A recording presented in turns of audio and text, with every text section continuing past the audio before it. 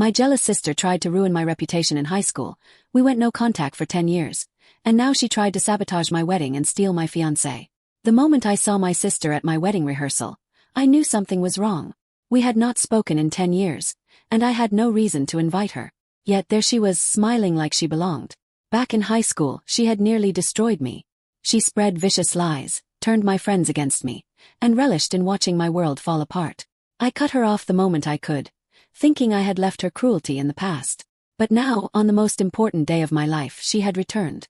At first, she played the role of the supportive sister, offering fake smiles and forced warmth. But then, things started going wrong. My dress was mysteriously stained, my wedding planner quit, and anonymous messages reached my fiancé, telling him horrifying lies about me. The final betrayal came when I found her in a dark corner, whispering to my fiancé, her hands brushing against his arm. She was not here to celebrate. She was here to take everything from me. And I was not going to let her. Growing up, my sister, Lily, always found a way to be at the center of everything. She thrived on attention, whether it was good or bad. Our parents were blind to her manipulative nature, brushing off her behavior as simple sibling rivalry. But I knew better. In school, Lily's jealousy took on a darker form. I was never someone who sought the spotlight, but whenever I achieved something, whether it was good grades, winning an art competition, or simply making new friends, Lily found a way to ruin it. She whispered lies to my classmates, telling them I had said cruel things behind their backs. She took my clothes without asking and then blamed me when they were torn or lost. She even started dating my childhood crush, just to prove she could take whatever she wanted from me. By the time I graduated high school, I was exhausted. I left home for college with a single goal, to never let her poison my life again. I changed my number, moved to a new city, and cut off all contact with her. For 10 years I lived in peace. I built a career, made real friends, and met the love of my life, Ethan.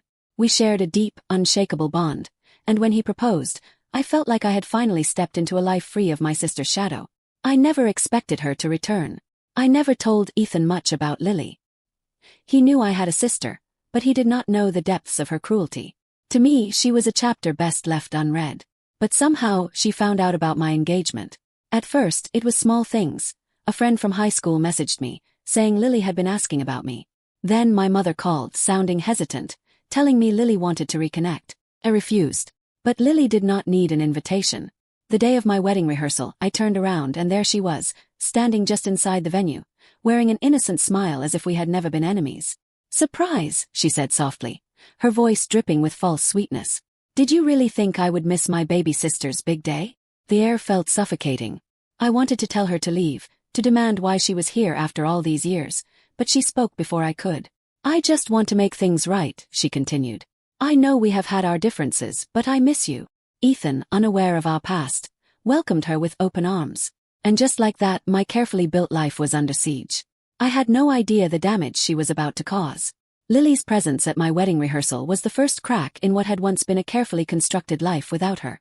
I had spent a decade keeping my distance, convinced that as long as she was not in my life, she could not hurt me. But as I watched her slip seamlessly into conversations with Ethan and my friends, I knew it was not going to be that simple. At first, she acted like the perfect sister. She gushed about how happy she was for me, pretending as if our past had never happened. She was friendly to Ethan's family, offering to help with last-minute preparations. It was all an act, one I had seen before. But I could see the subtle manipulations slipping through. She casually brought up old memories of us as kids, but the details were twisted. She told Ethan how she had always looked after me growing up, implying that I had been the needy, irresponsible one. She mentioned my high school friendships, but conveniently left out that she had destroyed them. Ethan laughed at her stories, completely unaware of the real history. I pulled my maid of honor, Sarah, aside. She had known me since college. She was one of the first real friends I had after cutting Lily out of my life. "She is up to something," I whispered. Sarah frowned. "You think so? She does not do anything without a reason." Sarah nodded, but neither of us could predict just how far Lily was willing to go. The next morning I received a message from an unknown number. "Are you sure Ethan is the man you think he is? We need to talk." My stomach twisted. I did not know what I expected, but I had a feeling Lily was behind it. When I confronted her, she looked genuinely shocked. "Me? Why would I try to ruin your wedding?" I wanted to believe she had changed, but my instincts screamed otherwise. Then, strange things started happening. Ethan became distant. He had always been steady, unshakable in his love for me, but now he seemed distracted. I caught him staring off during dinner, his phone clutched tightly in his hand. When I asked what was wrong, he brushed it off. Just some work stress. I wanted to believe him. But then, Sarah pulled me aside 2 nights before the wedding. "You need to see this," she said, her expression grim. She handed me her phone, a social media screenshot from someone who had attended the rehearsal. There was a picture of Lily and Ethan, taken from an angle that made it look far more intimate than it should have been. The caption read, "Looks like the groom has a connection with someone other than the bride." My blood ran cold. Lily had set this up. I took a deep breath. I was not going to let her ruin this. But I had underestimated just how far she would go. The night before the wedding, I walked into my hotel suite to find Ethan pacing the room. He looked up, guilt shadowing his face. "We need to talk." My heart pounded. "About what?" He hesitated, then said, "Lily told me something about you." My breath caught. "What did she say?" "She said you had a history of lying. That you had a habit of exaggerating things, twisting the truth to make yourself the victim." I felt like the air had been knocked from my lungs. "She told me you used to spread rumors about her in high school. That you tried to turn people against her. That you even told lies about your own parents." I shook my head, disbelief washing over me. "And you believe her?" Ethan ran a hand through his hair. "I do not know what to believe." I could not even respond. The fact that he was questioning me after everything felt like a betrayal. "She showed me messages," he continued. "From old classmates. They said the same thing. Course she had planted them. I had no doubt she had reached out to people from our past, spun the story to make herself the victim." Tears burned my eyes, but I refused to let them fall. "So what now?" "Yes." Ethan exhaled. "I need time to think." The night before our wedding, and he needed time. I should have felt devastated, but mostly I felt numb. I left without another word. I found Sarah in her hotel room. She took one look at me and knew something was wrong. "It is Lily," I said. "She did this." Sarah's eyes darkened. "Then we need to prove it." We spent hours going through everything. I remembered something. Lily had been oddly protective of her phone. She had always been good at covering her tracks, but she had made a mistake. The night of the rehearsal dinner, she had left her phone on the table while she went to the bathroom. I had seen a name flash across the screen. An old high school acquaintance, someone she had barely spoken to back then. Was a lead. Sarah messaged the acquaintance, pretending to be interested in reconnecting. It did not take long before they spilled everything. Lily had contacted them weeks ago, asking for favors. She had asked them to create fake messages, to back up her claims that I had been a liar in high school. In exchange, she had offered money. I stared at the messages, my stomach twisting. She had planned this for weeks. Sarah grabbed my hand. "You need to show Ethan."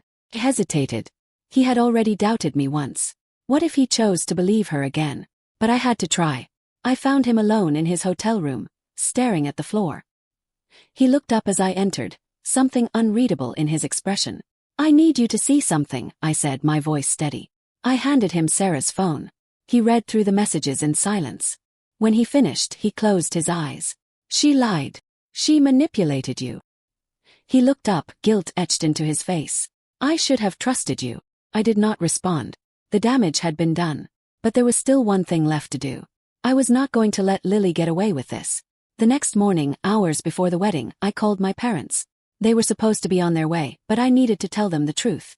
Lily had spent years manipulating them, twisting every story to make herself the victim. I had let it happen, let them believe what they wanted. But not anymore. This time I was going to expose her. My parents answered the call on speakerphone, their voices laced with irritation. "Why are you calling now?" my mother asked. "We are already on our way." I took a deep breath. "I need to tell you something about Lily." Then my father sighed. "What now?" "She tried to sabotage my wedding." Silence. "I have proof," I continued. "She planted fake messages, lied to Ethan, and made it look like I was a manipulator. She even paid people to back up her lies." My mother scoffed. "That does not sound like Lily." Course it did not. They had spent years defending her, enabling her. Pressed on. "I have screenshots. I can send them to you." Another pause. Then my father muttered, "Go ahead." I sent the messages, my hands trembling slightly. I heard the soft ding as they received them. Then nothing. Minutes passed. Finally my mother spoke, her voice uncertain. This does not make sense." "It makes perfect sense," I said. "She has been doing this my whole life. You just refuse to see it." My father cleared his throat. "We will talk when we arrive." I hung up, feeling both exhausted and strangely relieved. I was done trying to prove myself. But Lily was not finished. Not even close. 2 hours before the wedding, she showed up at my hotel suite, dressed as if she were the bride. I opened the door and stared at her in disbelief. "What are you doing here?" She smiled, tilting her head. "I just wanted to check on you." I clenched my fists. "Get out." Her expression shifted. "You really think you are so much better than me, do you?" "This is not about that," I said. "This is about you trying to ruin my life again."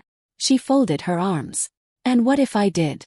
You do not deserve this perfect wedding, this perfect fiancé." I felt something inside me snap. "Ethan knows the truth," I said. "Sarah found the proof. You failed." Lily's eyes flickered with something. Panic, maybe. Then she smiled. "That does not mean I cannot still win." She turned and walked away, her heels clicking against the floor. I had no idea what she meant, but I found out soon enough. 15 minutes before the ceremony, I was in my bridal suite when Sarah rushed in, her face pale. "Something is wrong," she said. My stomach twisted. "What happened?" She handed me her phone. "Ethan. He is gone." My blood turned to ice. "What do you mean gone?" Sarah shook her head. "One of his groomsmen saw him leave the venue. He did not tell anyone where he was going." I felt my entire world tilt. I grabbed my phone and called him. No answer. I tried again. "Voicemail." Sarah squeezed my hand. "Do you think Lily?" I did not have to think. I knew. Somehow she had gotten to him again. But I was not going to let her win. Not this time. I turned to Sarah, my voice steady. "Find out where she is." Sarah nodded and ran out of the room. I stared at my reflection in the mirror. My wedding dress, my makeup, the flowers in my hair. None of it mattered anymore. All that mattered was stopping Lily before she destroyed everything. It took less than 20 minutes to find them. Sarah had tracked her down to a cafe just down the street. I arrived to see Ethan sitting across from Lily, his face pale and drawn. She was speaking in hushed tones, her hand lightly touching his. Rage burned through me. I walked straight to their table and placed my hands on the surface, forcing both of them to look at me. Ethan looked guilty. Lily looked smug. "Leave," I said to her. He smirked. I was just helping Ethan sort through some things. I ignored her and turned to Ethan. "Why are you here?" He swallowed hard. "I just needed clarity." Clarity. Lily had spent years manipulating me, and now she had done the same to him. I straightened. "So what is it? Are you calling off the wedding?" His eyes widened. "What? Well, Lily leaned back. "Are you sure about that, Ethan? I mean, you did tell me you had doubts." My heart pounded. Ethan looked between us. "Lily, stop." She smiled innocently. "I am just saying, maybe you should take more time to think." I had had enough. I turned to her, my voice dangerously low. "You have spent your whole life trying to tear me down. You could not handle that I moved on. That I was happy." Lily tilted her head. "And?" I laughed, shaking my head. "And now you are pathetic." Her eyes darkened. "You have nothing, Lily," I continued. "No friends, no real relationships. All you have is your jealousy." For the first time she looked genuinely hurt. But I did not care. I turned back to Ethan. "You have a choice. Come back with me or stay here with her. But I am done fighting for you to believe me." Ethan stared at me, his expression conflicted. Then, without a word, he stood up and reached for my hand. Lily scoffed. "Seriously?" Ethan turned to her, his voice firm. "We are done here." Lily's face twisted with fury. "You will regret this." But I knew in that moment she had lost. And she knew it too. Ethan and I made it back just in time for the ceremony. As I walked down the aisle, I felt lighter than I had in years. For the first time I was free. Lily had spent our entire lives trying to control the narrative, trying to keep the spotlight on herself. But now she was just a footnote in my story. And that was exactly where she belonged. The wedding went off without a hitch. Ethan and I exchanged vows, surrounded by friends and family who had supported us through everything. But Lily's absence was palpable. She had no power over the day, no way to derail what we had built. The reception was beautiful, and despite everything that had transpired, I felt a sense of peace. For the first time in years, I was not looking over my shoulder, waiting for her to show up and ruin things. Later that night, as Ethan and I shared our first dance, I could see the relief in his eyes. The weight of doubt had finally been lifted. But even as I held him close, my thoughts drifted back to Lily. How could she have done all of this? How could she have torn our family apart, sabotaged my happiness, and tried to destroy what I had with Ethan? I realized that for years, I had given her more power than she ever deserved. I had let her manipulate me, let her run my life with her jealousy and anger. I had thought I owed her something, that I needed to fight for her approval. But now, standing in the arms of the man I loved, I realized that I never needed her approval in the first place. The next few weeks were a blur of wedding bliss and adjusting to life as newlyweds. We spent our honeymoon in a small coastal town, basking in the quiet, away from the noise of our families. But the peace I had finally found was shattered when my phone buzzed with a message from an unknown number. It was from Lily. She wanted to talk. I had spent years avoiding conversations with her, protecting myself from her manipulations. But now, with the wedding behind me and the truth finally out, I felt like I could face her. Ethan was apprehensive.